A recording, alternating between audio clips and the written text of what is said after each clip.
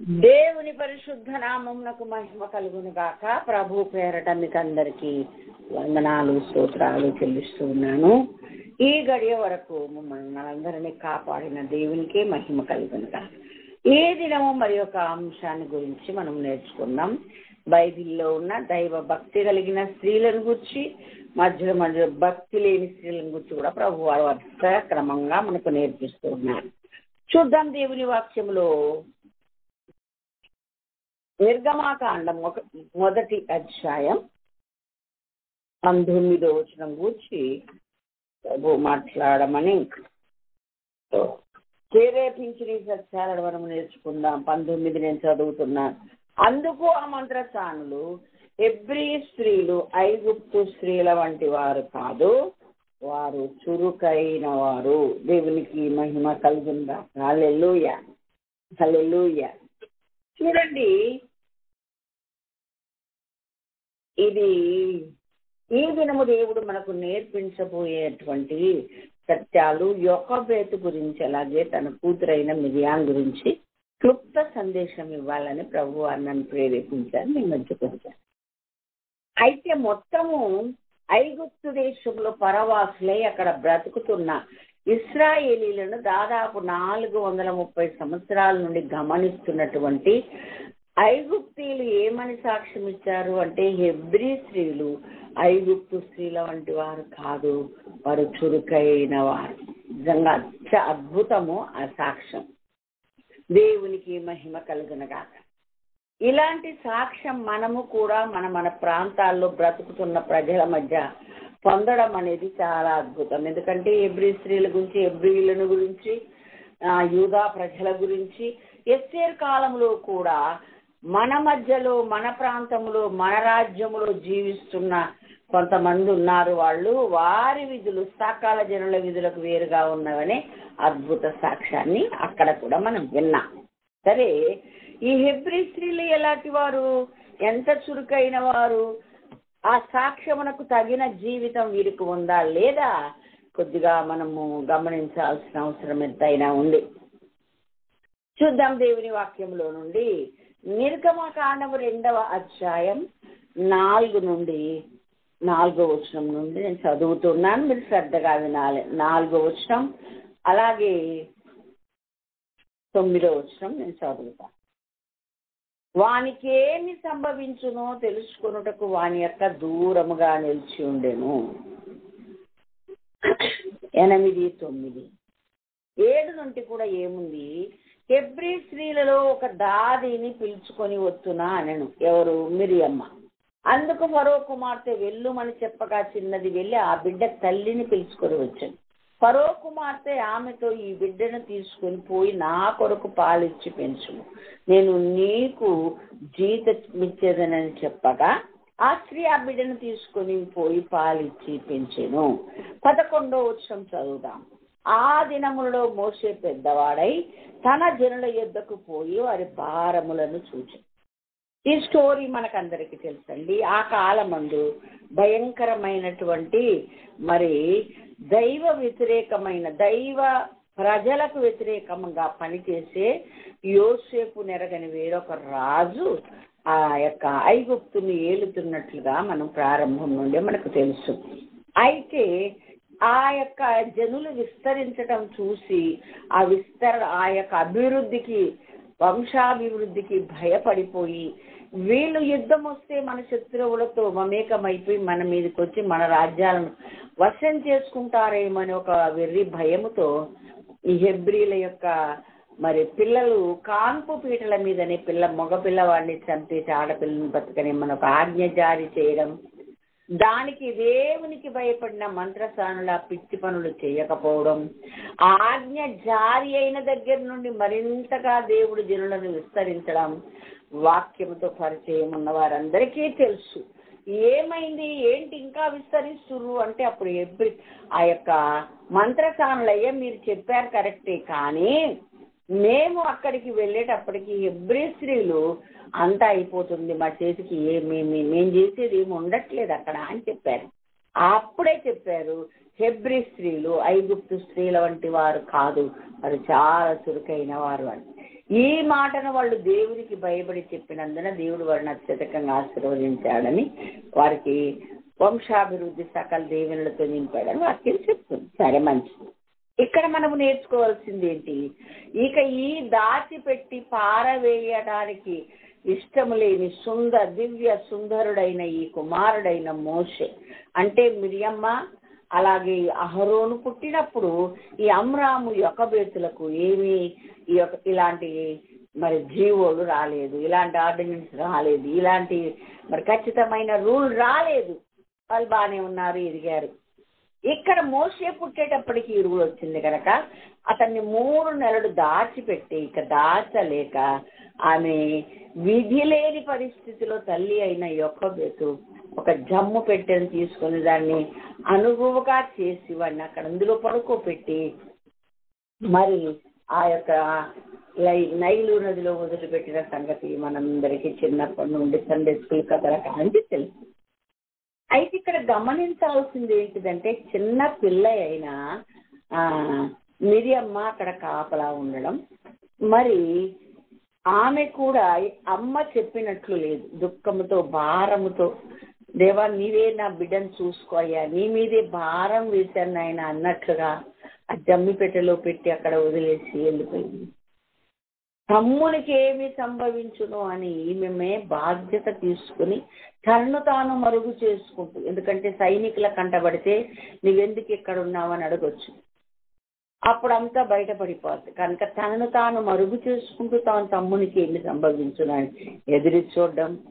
ఆ సమయానికి అక్కడ మరి ఆ ఫరో కుమార్తె రావడం, ఆ చెలికత్తెలను ఆ పెట్టె దగ్గరికి పంపి తెప్పించుకొని చూస్తూ ఉండగా పరిగెత్తుకెళ్ళి, అరే ఇది అమ్మా ఈతన్ని పెంచడానికి ఒక దాదిని తీసుకుని వస్తున్నా, హెబ్రీ స్త్రీలలో ఒక ఆమెను పిలుచుకొని వస్తున్నా అని వెళ్ళి తన తల్లినే తీసుకురావడం, ఆ తల్లి కూడా తను పరాయిదైనట్టు ఒక దాది అయినట్లు అక్కడ ప్రవర్తించడం, ఈ బిడ్డను తీసుకుని వెళ్ళి నా కొరకు పాలిచ్చి పెంచు అనడం, ఓకే అమ్మాని తీసుకుని వెళ్ళి దేవుని కొరకు పెంచడం చక్కగా మనకి అర్థమవుతుంది.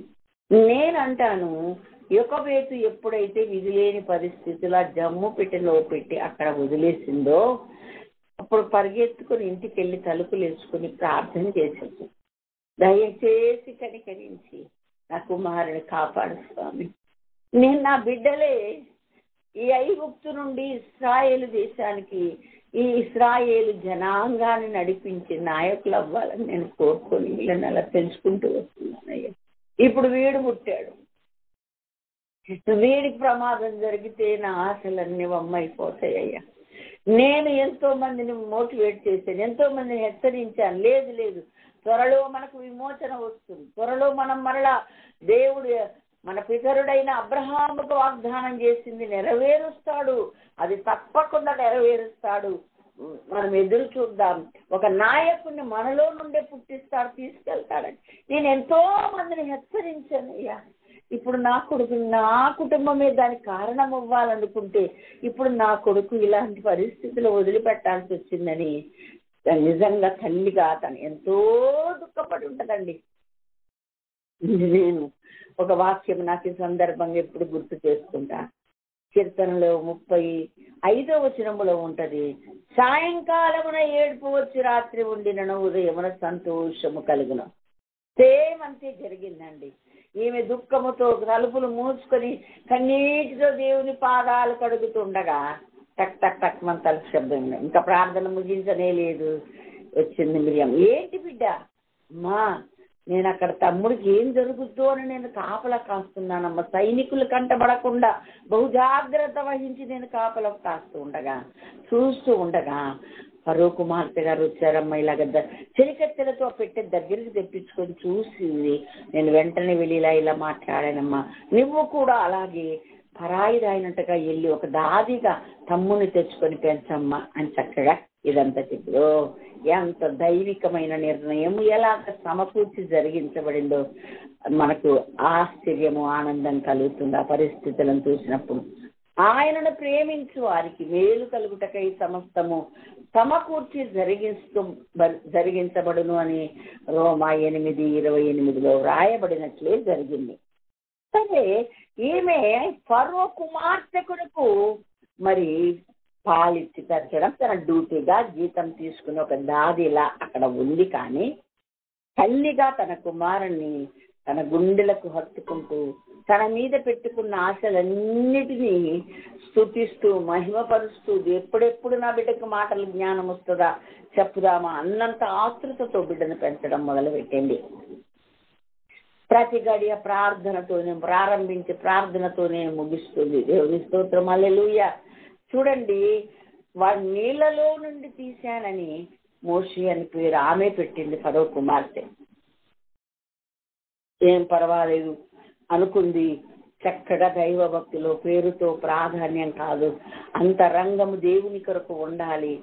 పేరుకు నిజంగా నీళ్ళలో నుండి తీయబడిన వాడైతే తప్పక ఒక బ్యాప్టిజ్ అనుభవానికి అది సాదృశ్యం గనక నా బిడ్డ దేవునికి ఇష్టమైన వాడుగా దేవునికి నచ్చేవాడుగా ఉండాలి అని కోరుకుంది. అలాగే పెంచుతూ ఉంది.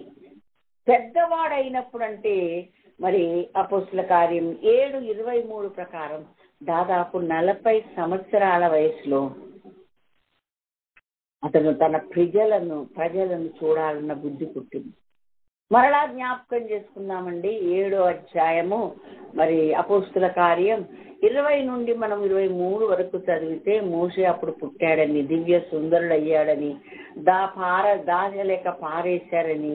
అయితే అతను పెద్దవాడైనప్పుడు ఐగుప్తు యొక్క సకల విద్యల యందు ప్రావీణ్యమును మాటల యందు నేర్పరిగా పెరిగాడని. ఆ తర్వాత అతను మరి తన ప్రజల దగ్గరికి వచ్చాడని ఇక్కడ రాయబడి ఉంది. విద్య నేర్చుకున్నాడు, సకల ప్రావీణ్యత సంపాదించాడు, అన్ని విద్యలు నేర్చుకున్నాడు. ఫరో కుమార్తెగా అందరు చెప్తుంటే వింటున్నాడు. కానీ తన ఆలోచన, తన భావం మాత్రం ఎప్పుడు కూడా తల్లి చెప్పిన కొన్ని మాటలను తన అంతరంగంలోనే ఉన్నాయి. ఎప్పుడెప్పుడా నా ప్రజల్ని ఎప్పుడు చూడాలా అన్నాడు. నిజంగా 40 years వచ్చిన ఆ తపన పోలేదు. ఆ మాటలు చెవులోని ఇప్పుడే చెప్పినట్టు గింగురు మనడం అవన్నీ చూస్తుంటే తల్లి ఎంతగా చెప్పింది, ఎంత ప్రార్థనాపూర్వకంగా చెప్పింది. ఇంత చిన్న పిల్లోడికి ఏమర్థం అవుతుందిలే అనుకోకుండా ఎంత బాగా ఆ బిడ్డకు మరి దేవుని గూర్చిన, తన వంశం గూర్చిన, దేవుని కార్యాలను గూర్చిన, రాబో తరాలను గూర్చిన, దేవుడు అద్భుతంగా ఏమేం ప్రవచనం పితరులతో మాట్లాడాడు అవన్నీ కూడా యొకబేతమ్మ ఎంత బాగా నేర్పించిందో మనకు అర్థమవుతుంది. దేవుని స్తోత్రం, హల్లెలూయా. బైబిల్లో ఒక మాట ఉందండి, మరి ఆ మోషే పెద్దవాడైనప్పుడు మరి విశ్వాసమును బట్టి ఫరో కుమార్తె అనిపించుకోకుండా మరి దేశం వదిలిపెట్టి మరి నా ప్రజలతో, ఇది అల్పకాలం అని, ఇది పాపభోగం అని, దీన్ని అనుభవించుట కంటే నా ప్రజలతో శ్రమ అనుభవించడం మేలని ఎంచి కదా బయటకు వచ్చాడని హెబ్రీ 11:24 రాయబడి ఉంది. 27లో రాజాగ్రహమునకు భయపడక పారిపోయే, నాకు నా ప్రజలు కావాలి, వారి విమోచన కావాలి, తిరిగి నేను వాళ్ళను వాగ్దాన దేశంలో నా పితరుడైన అబ్రహాముకు పాలు తేనెలు ప్రవహించే దేశాన్ని ఇస్తానన్న వాగ్దానం, మళ్ళా తీసుకొస్తానన్న వాగ్దానం చెప్పాడు ఆయన. ఆయన నమ్మాడు, మేము కూడా నమ్ముతున్నాం. తరతరాలు నమ్ముతుంటూ వచ్చాము కాబట్టి తప్పకుండా చేరుస్తుంది అని చెప్పి ఆమె ఆ యొక్క నమ్మకాన్ని తనలో ఎప్పుడైతే నింపిందో దాన్ని పదిలంగా పెట్టుకున్నాడు, దాన్ని ధ్యానిస్తున్నాడు. దాన్నే వినుట వలన విశ్వాసం కలుగును, వినుట క్రీస్తును గుర్చిన మాట వలన కలుగును అన్న వాక్య ప్రకారంగా దైవికమైన విధానమే, దైవిక సందేశమే, దైవిక ప్రవచనమే, దేవుడు ఏమేం చెప్పాడో దైవికమైన జనాంగము కొరకు ఈ మాటలే చెప్పింది. ఈ మాటలే ఒక రోజున విమోచకుడుగా ఏమో నువ్వే మారాలేమో నాన్న, నిన్నే దేవుడు విడిపించాలి, నిన్నే వాడుకుంటాడు, నా కుటుంబాన్ని వాడుకోమని నేను ప్రార్థన చేస్తున్నాను రా. అది తప్పకుండా నీవు కూడా అందులో భాగం అవ్వాలి. నువ్వు ఐగుప్తులోనే ఉండి ఇక్కడే రాజ్యం ఏరడం, ఈ సింహాసనం ఇవన్నీ కాదు కొడక, నువ్వు మావాడివి అని వాళ్ళు ఎవ్వరు లేనప్పుడు రహస్యంగా పిల్లోడికి చెప్పడం వాడి హృదయంలో బాగా నాటుకుపోయి, అందుకనే పెద్దవాడైనప్పుడు మర్చిపోకుండా వచ్చి చూడడం, అదంతా జరగడం, మరలా అతను పారిపోవడం, ఆ మిర్జాను అరణ్యములు మరి ఇత్రో మరి కుమార్తెల వాళ్ళ వెళ్ళి వాళ్ళ నాన్నకి చెప్పడం, మాకు మందలకు నీళ్లు పెట్టిన వాడు ఎవరో కాదు ఫలాని ఆయన అని చెప్పినప్పుడు ఎప్పుడైతే వాళ్ళు ఆయన ఇంటికి తీసుకుని వెళ్ళి కుమార్తెనిచ్చి వివాహం చేయడం, ఇవన్నీ మనకు బాగా తెలుసు. ఈ 40 సంవత్సరాలు మామ మందను మేపుతున్నాడే కానీ అతని హృదయం అంతా సేమ్ ఇదే మెదులుతూ ఉంది. ఇదే అయ్యో నేనంత కోపం ప్రదర్శించుకుంటే బాగుండు, నేను నా ప్రజల భారం చూడ్డానికి వచ్చాను కానీ నేను ఇలాగైందా అని చెప్పి చాలా బాధపడడం, ఇవన్నీ మనకు తెలుసు. ఇవన్నీ ఎందుకు మాట్లాడుకుంటున్నామంటే యొకబేతు యొక్క పెంపకం ఎంత గ్రేట్, ఎంత గొప్పగా ఉందో, నరాన జీర్ణమైపోయేలాగా ఉగ్గు పాలతో తన బిడ్డలకు దైవికమైన సందేశాలు, దైవ ప్రజల యొక్క ఔన్నత్యాన్ని, దేవుడు వాళ్ళతో మాట్లాడిన విధానం, వారి కొరకు ఒక పట్టణాన్ని, ఒక దేశాన్ని మరి స్వాస్థ్యంగా ఇచ్చే విధానాన్ని ఎంతగా నూరిపోతుందో ఇక్కడ మనకు బాగా అర్థం అవుతుంది. అందుకే వాక్యం చెప్తుంది 1 తిమోతి 5:14, యవ్వన స్త్రీలు వివాహము చేసుకొని పిల్లలను కని తమ శిశువులను మరి తమ భర్తలను ప్రేమిస్తూ మరి గృహ పరిపాలన చెయ్యాలా అంటుంది 1 తిమోతి 5:14.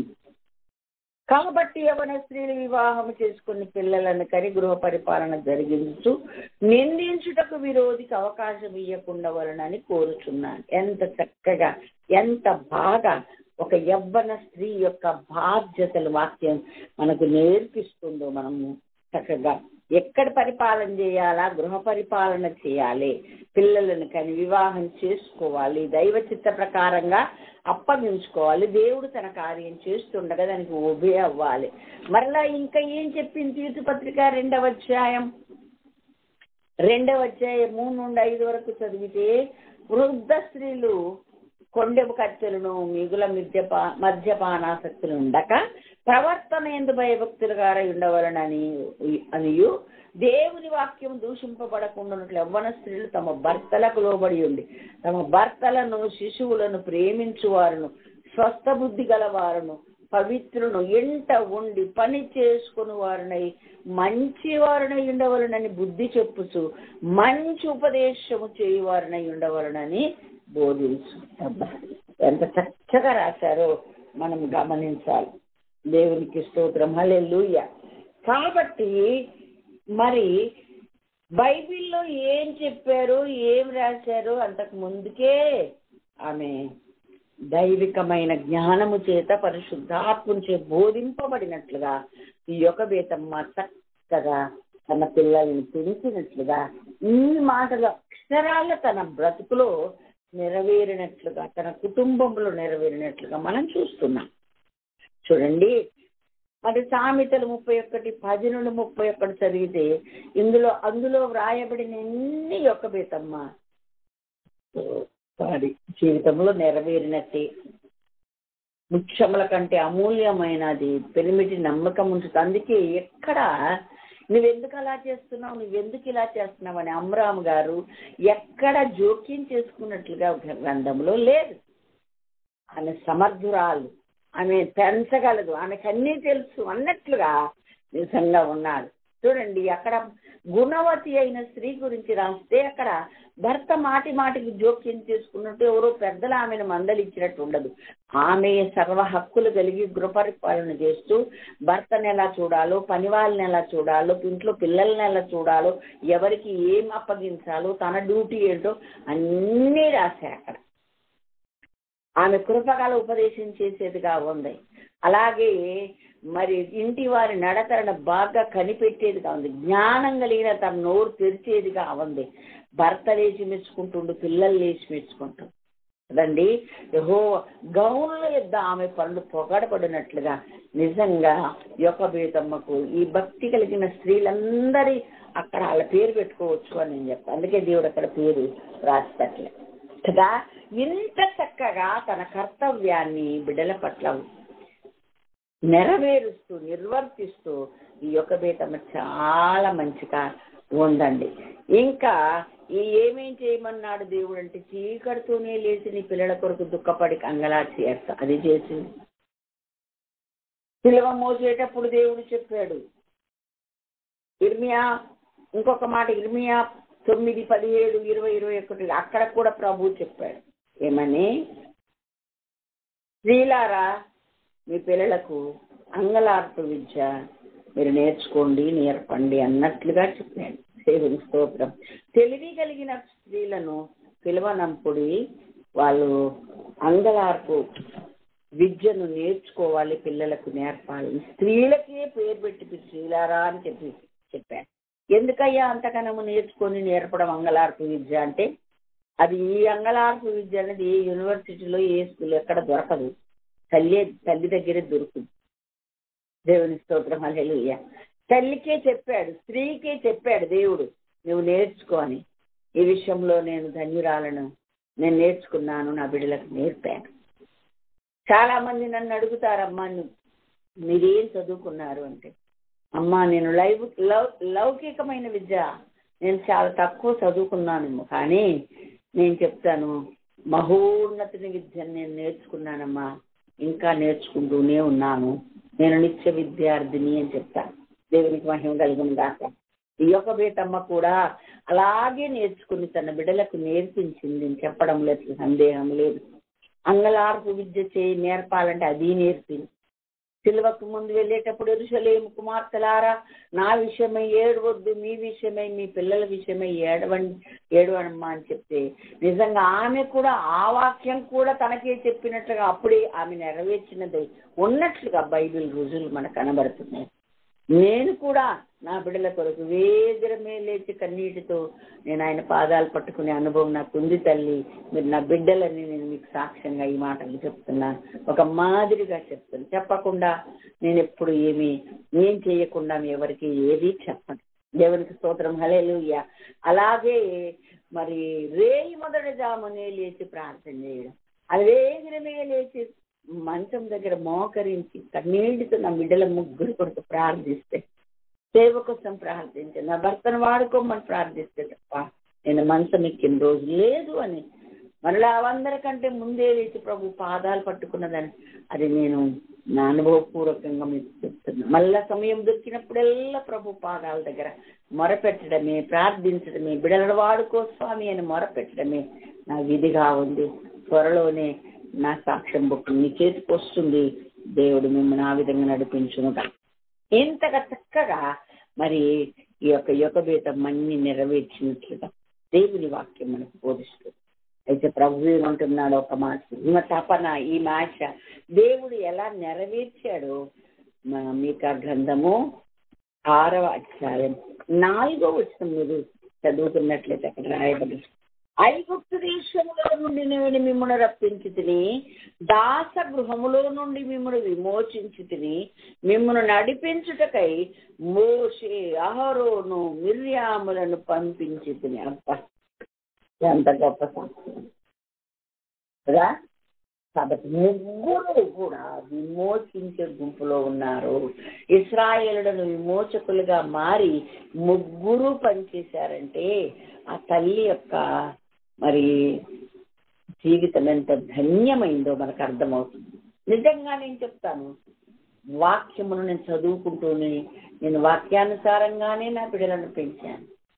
ఎప్పుడైతే ఈ ముగ్గురు సేవకు ఇవ్వాలని ఎందుకు అనుకున్నానంటే, ఈ సేవకులకు భాగ్యం గొప్పది అన్న వాక్యం చదివినప్పుడు, ఆమె ఎప్పుడైతే షెబాదేశపు రాణి ఆ యొక్క సొలొమోనుతో మాటలు పలకగా నేను వెంటనే అయ్యా సొలొమోనుకే సేవకుల భాగ్యం అంత గొప్ప అయినప్పుడు నువ్వు సొలొమోను కంటే గొప్పవాడివి కదా, కాబట్టి నీ సేవకుల భాగ్యం మరీ గొప్పది కనుక నా బిడ్డల ముగ్గురు కూడా నీ సేవ చేయాలి అని నేను ప్రభు పాదాల చెంత నేను అలా ఒప్పుకొని అలా మొక్కుబడి చేసుకుని ప్రతిష్ఠ చేసుకుని అదే మనసు వారికి ఇవ్వమని, అలాగే ఆ దిశగానే నడిపించమని, ఆ జీవితంతోనే బతకాలని, ఆ ఆశతో వాళ్ళు పెరగాలని నేను వాళ్ళకి చెప్పడమే కాదు, దివారాత్రులు దేవుని దగ్గర మొరపెట్టిన ఒక తల్లినిగా నేను ధైర్యంగా మీకు ఈ మాటలు చెప్పగలుగుతున్నా. దేవుని స్తోత్రం. ఒక్క కుటుంబంలోని ముగ్గురు సేవకులుగా తయారై ఇశ్రాయేలును విమోచించడానికి నేను వాడుకొనలేదు, మమ్మలను కూడా వాడుకున్నాడు దేవుడని వాళ్ళు చెప్పుకోవడం వేరు, దేవుడే గ్రంథంలో వారిని గురించి సాక్ష్యం ఇవ్వడం మరింత సంతోషదాయకమని మనం ఈ పూట గ్రహిస్తున్నాం. చక్కని తల్లి యోకెబెదు ఎంత ధన్యురాలో. కాబట్టి నన్నెక్కడైనా ఎవరైనా పరిచయం చేస్తే మన మధ్యలోనికి ముగ్గురిని సేవకు పంపించిన ఆనాటి తల్లి అయిన యోకెబెదు గారు ఇక్కడ ఉన్నారని చెప్తారు. నేనేంటో అనుకుంటా నన్నే చూపిస్తుంటారు. నేను దేవునిని ఎంతగానో స్తుతిస్తా, మహిమపరుస్తా. దేవునికి స్తోత్రం, హల్లెలూయా. కాబట్టి ఇలాంటి తల్లులముగా మనము ఉందాం. ఎవరు కోరుకుంటారు? నేను ఒక మీటింగ్ లో కూర్చొని ఈ మాటే చెప్పినప్పుడు, నీ పిల్లలు ఏం చేస్తారమ్మా అంటే, అన్నయ్య అవుతాడు ఆయన. నాకు చాలా కాలానికి కలుసుకున్నాం. అన్నయ్య నా ముగ్గురు పిల్లల్ని వివాహాలు జరిగిపోయినాయి, ముగ్గురు వారి కుటుంబాలతో సేవలో ఉన్నారు అన్నయ్య అని చెప్పగానే వెంటనే చీరలో కూర్చున్న లేచి నిలబడి నాకు 2 చేతులు దండం పెట్టింది. ఎంత ధన్యురాలు, ఎంత అతిశయంగా, ఎంత గర్వంగా దేవుని మహిమ కొరకు చెప్తున్నావు. ఇలాంటి వాళ్ళు అరుదు అని చెప్పినప్పుడు నేను కూడా ఇదంతా కేవలమైన కృపే అని నేను ప్రభువును మహిమపరచగలిగా. దేవుని స్తోత్రం, హల్లెలూయా. మరొక మాట దేవుని వాక్యం మనం చదువుతున్నాం. యోకెబెదు అంతగా ప్రయాసపడి తన ముగ్గురు బిడ్డలను సేవకు ఇచ్చింది. అయితే ఇక్కడ ఆమె కుమార్తె అయినటువంటి మరి మిరియాం ఏం చేసింది మనం మళ్ళా 2 మాటలు చదువుకున్నాం. చూడండి, మోషే మరి నాయకుడిగా వారిని బయటికి తీసుకురావడం మనకు తెలుసు. ఆ యొక్క బయటకు వచ్చినప్పుడు మరి ఆయన రావడానికి ముందు దేవుడు అహరోను వస్తున్నాడు, నువ్వెందుకు బాగా అహరోన్ నీ అన్న ఎదుర్కోండు, నిన్ను చూసి సంతోషిస్తాడని ఇద్దరిని ఫరో యుద్ధకు పంపడం మనకందరికీ తెలుసు. ఇక్కడ 2:4 నిర్గమకాండం 2:4 నుండి 9 వరకు మనం చదివిన ఈ మాటల్లో మిరియమ్మ గురించినటువంటి పాత్ర చాలా మనం గ్రహించాలి. ఆమె తల్లి చెప్పకుండానే బాధ్యత వహించింది, కావలికత్తెగా మారింది. తమ్ముడు ఏమవుతాడో తమ్ముని సురక్షితంగా నడిపించాలి అన్న తపన కలిగింది. నిజంగా తమ్ముడిని దక్కించగలిగింది. ఆ దక్కించగలిగినందుకే నిజంగా ఆ తమ్ముడు మహానాయకుడయ్యా. ఎంత తెలివిగా, జ్ఞానంగా ఫరో కుమార్తెతో ఏం మాట్లాడాలో మాట్లాడింది, అమ్మతో ఏం చెప్పాలో చెప్పింది. అన్నిటా కూడా దైవికమైన జ్ఞానాన్ని మిరియమ్మ ప్రదర్శించింది. చాలా సంతోషం. ఓకే, తన ప్రజల భారమును చూడడానికి వెళ్ళాడు ఆయన. ఆ తర్వాత 15 నుంచి నిర్గమాకాండం 20-21 చదివితే ఆమె ఎప్పుడైతే ఎర్ర సముద్రం దాటి బయటికి వచ్చారో మిరియాం ఏం చేస్తుందంటే, మరియు అహరోను సహోదరియు ప్రవక్తయునగు మిరియాము తంబూరను చేత పట్టుకును. మరి స్త్రీలందరూ ఆమె తంబూరులతోనూ నాట్యములతోనూ ఆమెను వెంబడి వెళ్ళగా మిరియాము వారితో కలిసి ఇట్లు పల్లవి ఎత్తి పాడెను. యెహోవాను గానము చేడి ఆయన మిగుల జయించును, గుర్రమును గాడి రౌతులు సముద్రమును పడద్రోసెనని ఎర్ర సముద్ర మార్గంలో మిరియమ్మ చక్కగా పాటలు పాడుతూ డ్యాన్స్ చేస్తూ స్త్రీలకు మాదిరి అయి ముందు నడిచేదయ్యిందని వాక్యం చెప్తుంది. ఇంకా మనము మరి ఈమె ప్రవక్తియు అని కూడా దేవుడు చెప్పాడు కదా. మరి ప్రవక్తియు అంటే ఏంటంటే రాబోయే విషయాలన్నీ కూడా, ఇంకను జరగబోయే విషయాలన్నీ కూడా దేవుని ఎత్తు నుండి తీసుకుని ప్రకటించడం ఉందా. మీరేం కంగారు పడకుండా ఇంటింటి తిరిగి స్త్రీలను, పెద్దలను, యవనస్తులను, తన తోటి వారిని, తనకంటే చిన్నవారిని, తనకంటే పెద్దవారిని కూడా ఈమె తల్లి హితోపదేశం వంట పట్టించుకున్నదై, దేవుని వాక్యాన్ని నమ్మినదై, తన పితరులు చెప్పినటువంటి వాళ్లకు దేవుడు చెప్పిన మాటలను సంపూర్ణంగా విశ్వసించినదే. తొందరలోనే మనకు విమోచన కలుగుతుంది. 400 సంవత్సరాలు పూర్తవబోతున్నాయి. దేవుడు చెప్పినట్టే ఆ గడియలు దగ్గరికి వస్తున్నాయి. మనం ఇక్కడ నుండి బయటికి వెళ్తాం, విమోచించబడతాం. మన పితరులకు దేవుడు ఇచ్చిన వాగ్దాన భూమిని మనము స్వతంత్రించుకుంటామని ఎంతో ధైర్యంగా ప్రకటించినట్లుగా బైబిల్ పండితులు చెప్తున్న గ్రంథాలను బట్టి మనకు అర్థమవుతుంది. ఇక్కడ కూడా ఆమె ప్రవక్తియు అని రాశారు దేవుడు. అంటే ప్రవచనము చెప్పి దేవుని చెప్పిన మాటను తిరిగి ప్రజలకు చెప్పి దేవునికి ప్రజలకు మధ్యవర్తిగా ఉన్నటువంటిది మిరియాము. దేవునికి స్తోత్రం. హల్లెలూయా. చాలా సంతోషం. ఇలాగ యాత్ర సాగుతూ ఉంది. 12వ అధ్యాయం సంఖ్యాకాండం మరి 1-2 వచనాలు మనం చదువుకుంటే, మొదటి వచనంలో ఏమైనది ఈమె ఇక్కడ బాగానే ఉంది, అంతా బాగానే ఉంది, కానీ ఇక్కడికి వచ్చేసరికి ఈమె ఏం చేసింది, మోషే చేసుకున్న ఆ కూషి దేశపు అమ్మాయిని గురించి ఈమె కొంచెం బాధ కలిగింది. అహరోను ఈమె ఇద్దరు కూడా మోషేకు విరోధంగా మాట్లాడారు.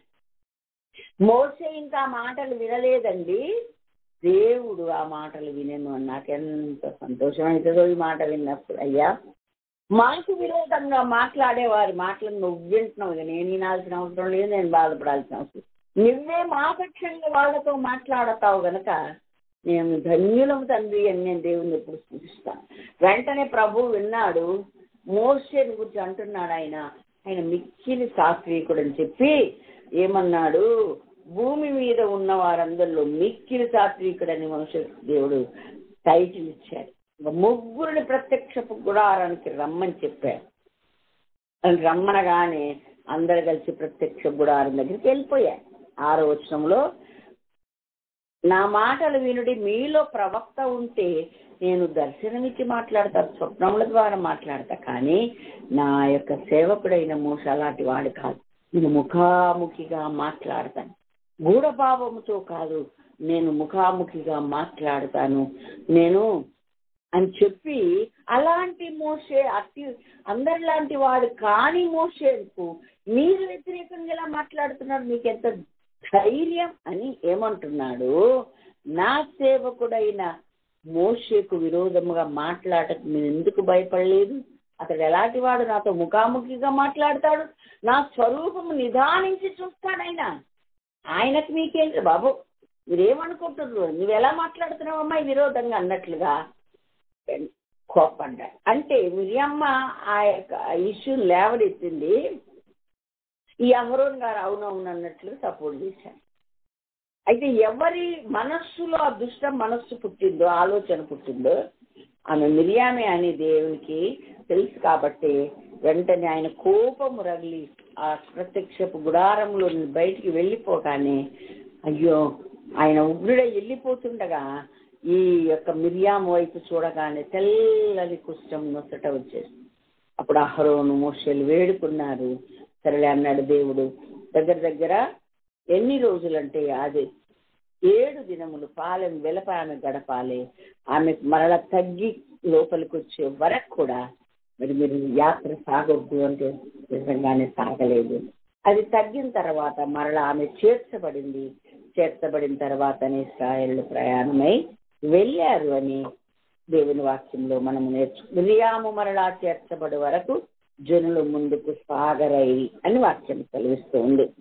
దేవునికి మహిమ కలుగునుగా. కాబట్టి మిరియాము ఆ అవివేకమైన, అజ్ఞానమైన ఆ యొక్క టెంపర్తనం ప్రదర్శించడం వలన ఇప్పుడు ఏం జరిగింది అంటే, తనకు కుష్ఠరోగం వచ్చింది, ప్రయాణం సాగకుండా అడ్డుకుంది. ఏంటి ప్రయాణించటే అందరు మిరియాం వైపు చూపిస్తారు, అందరు మిరియాం గురించి చెప్తున్నారు. అంత పొగరేంటి, ఎందుకు మాట్లాడాలాగా, మోషే ఎలాంటి వాడు తెలియదా, ఎలాంటి నాయకుడో తెలియదా, దేవుడు అతన్ని ఎలా పిలిచాడో, ఎలా అతను మరి దేవుని సన్నిధిలో గడిపాడో తెలియదా? ఎందుకంటే మనకు తెలుసు, మరి 19వ అధ్యాయంలో దేవుడు దిగొచ్చి ఆ సినాయి పర్వతం మీదకి వచ్చి మాట్లాడుతూ దేవుడికి జవాబిస్తూ ఉన్నటువంటి మోషే అక్కడ 20వ వచనములు ఇక్కడికి రా అని పిలవగానే ఒక్క క్షణం కూడా ఆలోచించకుండా ఆ శిఖరంలో దేవుడు మీద ఉంటే ఆయన స్థాయికి వెళ్ళిపోయాడు. నిజంగా అద్భుతమైన కార్యం అది ఏమాత్రం తడుముకోలేదు. ఇక్కడికి ఎక్కిరా అనగానే ఒక్క క్షణము కూడా, నేనా ప్రభువా, నీవున్న స్థలములోకి, ఆ వెలుగులోకి, ఆ బగబగమండే ఆ యొక్క నాయన దానిలోకి అగ్నిలోకి నేను రాగలనా? ఏం మాట్లాడలే. అంటే ఆ స్థాయి అప్పటికే సంపాదించుకున్న ధనుడైన సేవకుడు మోషే. దేవునికి స్తోత్రం. అలాంటి మోషేకు వ్యతిరేకంగా ఎలా నువ్వు మాట్లాడగలి? ఇశ్రాయేలు కన్నుల ఎదుటేగా అదంతా జరిగింది. నీ యొక్క తమ్ముడు ఎంత ఘనమైన వాడో నీకు తెలియదా? దేవుడు ఎలా వాడుకున్నాడో తెలియదా?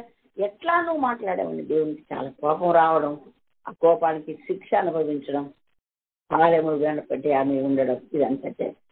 సరే, ఇంకా కొంతకాలం జరిగిపోతుంది. మరలా ఆమె చేర్చబడి యాత్ర జరుగుతూ ఉండగా 20వ అధ్యాయం 1వ వచనంలో ఎప్పుడైతే కాదేశు అరణ్యంలోకి వచ్చారు, సీరు అరణ్యంలో నుండి కాదేశులోకి దిగారు, మిరియం అక్కడ చనిపోయింది. ఈమె వాగ్దాన దేశంలోకి రాలేకపోయింది, అరణ్యంలోనే చనిపోయింది. ఎంతో మంది చనిపోయారు, కానీ శపితమై చనిపోవడం అనేది బాధాకరమైన విషయం. దేవుని కోపం వలన చనిపోవడం అనేది బాధాకరమైన విషయం. వారి ఆత్మలో వాగ్దాన దేశంలో చూడగలిగారే, కానీ మరి శరీర రీత్యా, భౌతిక రీత్యా ఈ ముగ్గురు కూడా వాగ్దాన దేశం వెళ్ళాలి. దేవునికి స్తోత్రం, హల్లెలూయా. కాబట్టి ఈ కాదేశు అరణ్యంలోని మిరియమ్మ చనిపోయినట్లుగా దేవుని వాక్యం ద్వారా మనం నేర్చుకుంటున్నాం. మరి ఇంత చేసి ఇంతగా ప్రవక్తలుగా పిలువబడి దేవుడు వీళ్ళందరినీ కూడా మరి అరణ్య యాత్రలు ఇశ్రాయేలు నడిపించిన కుటుంబం అంతటినీ ఎంచుకున్నాడు. తల్లి ఎంతో సంతోషంగా వీళ్ళని పెంచి ప్రభు మహిమ కొరకు, కానీ అది ఏదో దురదృష్టం, చివరి వరకు ఏదో ధ్యాన దేశంలోకి ప్రజలు వెళ్ళగలిగారు, కానీ వీళ్ళు ముగ్గురు వెళ్ళలేకపోయారని వాక్యం ద్వారా ఒక్కొక్కరు ఒక కారణం చేత వెళ్ళలేకపోయారని సంగతి మనకు తెలుసు. మరి ఆత్మలో మరల వాగ్దాన దేశంలోకి మోసే అడుగు పెట్టారు, కానీ అహరోను కానీ మిరియాం కానీ మరి అడుగు పెట్టారు లేదు, ఇది తెలియదు. కాబట్టి మరి మనము ప్రసంగి 7:8 ఉంది, ఆరంభము కంటే కార్యంత మేలు అని. ఆరంభం ఎంత గంభీరంగా ఎంత గొప్పగా ఉన్నా మరి ముగింపు కూడా అంతే లేకపోతే కష్టం. అంటే మరి పాఠము నేర్చుకుంటున్నాం, గొప్పగా వాడబడే విధానాన్ని మనము నేర్చుకుంటాం. కాబట్టి దేవుని కోసం వాడబడ్డం చాలా సంతోషం, చాలా ఆనందదాయకం. కాబట్టి చివరి వరకు కూడా ఆ స్థాయిని నిలుపుకోవడం అనేది మరింత అద్భుతం, ఆశ్చర్యం. కాబట్టి మనము మన బిడ్డలను ఎలా పెంచుతున్నాం, మన కుటుంబాలను మనం ఎలా నడిపించుకోగలుగుతున్నాం, తల్లి పాత్ర ఏంటి, మనం ఏం చేస్తున్నాం, ఎలా ఉన్నాం, ఇవన్నీ కూడా మనం చాలా గ్రహించాలి. మరి అహరోనుకు వివాహం అయినట్లుగా ఉంది, మోషేకు వివాహం అయినట్లుగా ఉంది, మరి ఇక్కడ మిరియమ్మకు వివాహం అయినట్లు ఎక్కడ రుజువులు, ఆధారాలు ఇక్కడ రాయబడలేదు. రాయబడిన దాని గురించి మనం ఏమి మాట్లాడుకోవాల్సిన అవసరం లేదు. మరొక మాట శ్రీదేవి గారు చెప్పినట్లుగా మెసేజ్ అన్నట్టు, మరి యోసేపు పెళ్లికి తల్లిదండ్రులు లేరు, మోషే పెళ్లికి తల్లిదండ్రులు లేరు. ఓకే, ఇస్సాకు పెళ్లికి కూడా తల్లిదండ్రులు లేరండి, యాకోబు పెళ్లికి తల్లిదండ్రులు లేరు. కానీ వివాహాలు జరిగాయి. సరే, ఎవరి పెళ్లి ఎలా జరిగిందో ముఖ్యం కాదు, ఏ విధంగా వాళ్ళ జీవితం ఉంది, ఎంతమందికి ఆదర్శంగా ఉంది, ఎంతమందికి దీవెనకరంగా ఉన్నది, దేవుడి వారి విషయం ఏం సాక్ష్యం ఇస్తున్నాడు, దేవుడి వారి విషయం బాధపడుతున్నాడా, దుఃఖపడుతున్నాడా, సంతోషపడుతున్నాడా అన్నదే మనకు ప్రాముఖ్యమైన విషయం. తల్లులు ఎప్పుడు కూడా తమ బిడ్డలు ఉన్నతమైన స్థానంలో ఉండాలని కోరుకుంటారు, ఉంటే చూసి సంతోషిస్తారు. కానీ అందులో మన పాత్ర ఎంత అనేది మనం చూడాలి.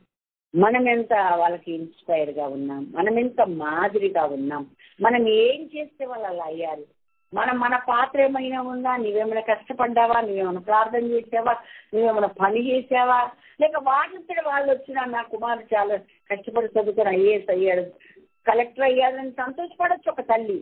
కానీ దానికి నీ పాత్ర ఉంటే, నీ కృషి ఉంటే ఇంకా 10 అంతలు 100 అంతలు రెట్లు అది ఆనందం ఎక్కువగా ఉంటుంది.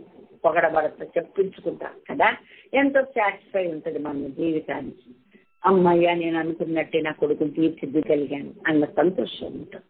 కాబట్టి ఇక్కడ యొకబేతు తన బిడ్డల కొరకు ఎంత ప్రయాసపడిందో మనం తెలుసుకున్నాం.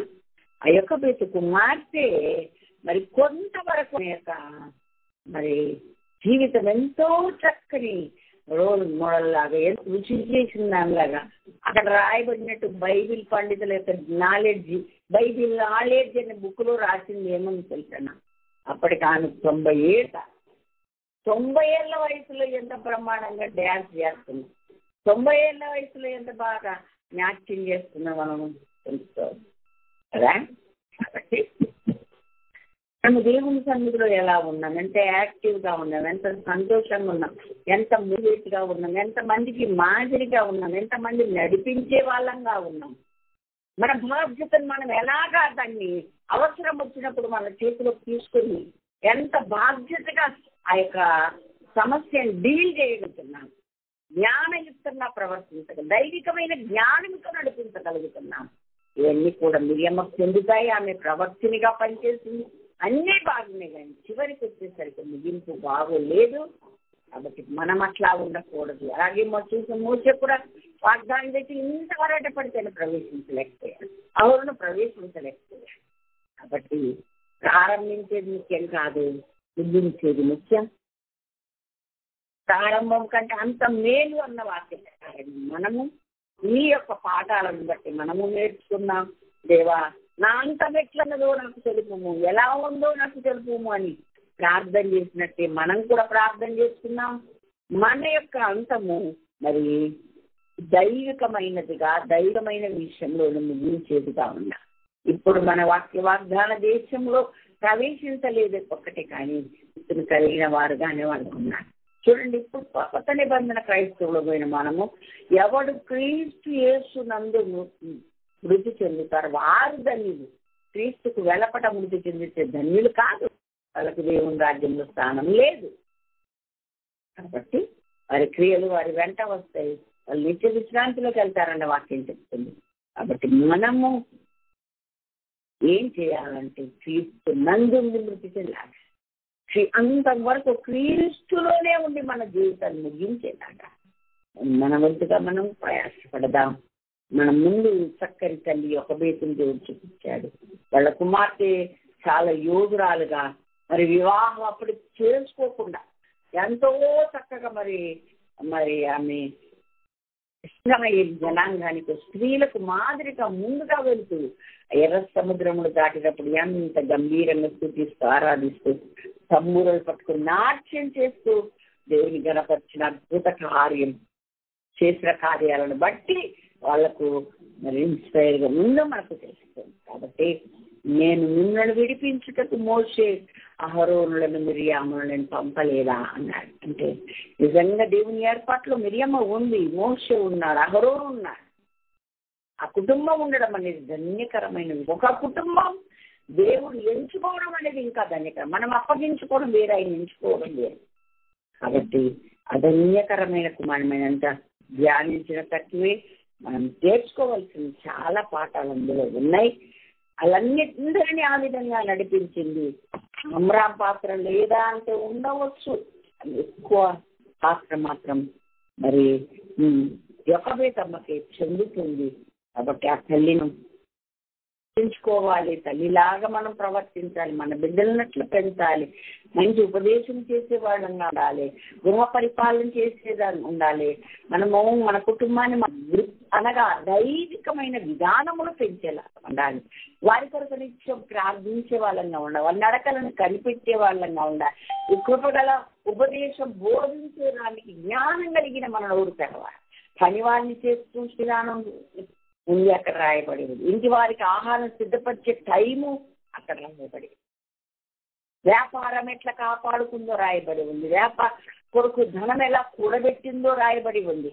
అన్ని అన్ని అన్ని ఒక్క లోటు అనేది ఒక స్త్రీకి ఉండవలసిన సకల సద్గుణాలు ఆమెలో ఉన్నట్లుగా మనకు అర్థమవుతుంది. ఇంకా మనం కూడా అన్ని విషయాలు శబాష్ అనిపించుకుని ఇలాగే బతుకుదాం.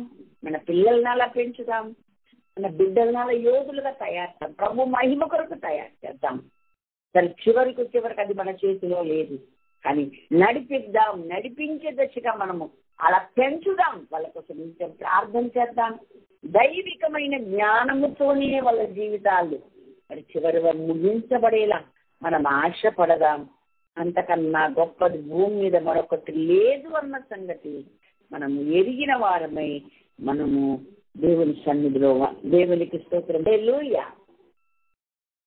నా జీవితాలు ఎలా ముగింపు అవుతావు, ఎలా అవుతావు మనకి ఎవరికి తెలియదు, కానీ కోరుకున్నాం అయ్యా నా అంచెం ఇలా ఉంటే బాగుండు, నా అంచెం ఇలా ఉంటే బాగుండు. బిరాం కోరుకున్నాడండి. నీతిమంతుల అంత్యదశలాగా నా అంత్యదశ ఉండాలని కోరుకున్నాడు, కానీ నీతిమంతులా బతకలే. బతికి కోరుకుంటే అది సక్సెస్ అవుతుంది. కనుక బ్రతుకుదాం, మంచి జీవితాన్ని దేవుని సన్నిధిలో పొందుకుందాం. నిత్య రాజ్యం కొరకు అందరం పాటుపడదాం. వాళ్ళు వాగ్దాన దేశం కొరకు అంతగా ప్రయాసపడ్డారు. వాళ్ళు ప్రయాసపడ్డారు 10 మంది నడిపించడానికి, వాళ్ళకి నాయకులయ్యారు. మనం కూడా దేవుని రాజ్యం కొరకు, భూమి మీద ఉండే వాగ్దాన దేశం కాదు, పరలోక సంబంధమైన దేశం కొరకు పిల్లలను తయారు చేద్దాం. మనం తయారవుదాం, మనం అలా దిశగా పెంచుదాం. మనం అందరం ఆ రాజ్యం చేరే వరకు కృషి చేద్దాం. మరి ఆ దిశగానే అడుగులు వేద్దాం. అనేకులకు మాదిరిగా మనం ఉందాం. ఒక్క కుటుంబమే అంతగా వాడబడడం అనేది దైవికమైనటువంటి ఏర్పాటు. అది ఎంతో ధన్యకరమైన విషయం. దేవుడట్టి కుటుంబాలు ఎన్నో ఉండొచ్చు భూమి మీద, అందులో నా కుటుంబం ఉందని అలా సంతోషిస్తూ దేవుని మహిమపరుస్తున్నాను. అలాంటి కుటుంబాలు తయారవ్వాలన్నది నా ప్రార్థన. దేవుడు ఆ విధంగా అందరికీ అలాంటి అవకాశం, అలాంటి కృప అనుగ్రహించును గాక. చక్కని ఒక బిల్ల మనం అందరము సాగిపోదాం. తల్లులముగా, ఒక కుమార్తెగా ఆమె బాధ్యతలు ఆమెకున్నంత జ్ఞానం ఉన్నంత కాలం ప్రవక్తినిగా ఇశ్రాయేలు మోటివేట్ చేయడం, నడిపించడం, మధ్యవర్తిగా ఉండడం, హెచ్చరించడం అన్ని చేస్తుంది ఆమె. మనం అలాగా మిరియాములాగా ప్రవక్తులుగా మారుదాం.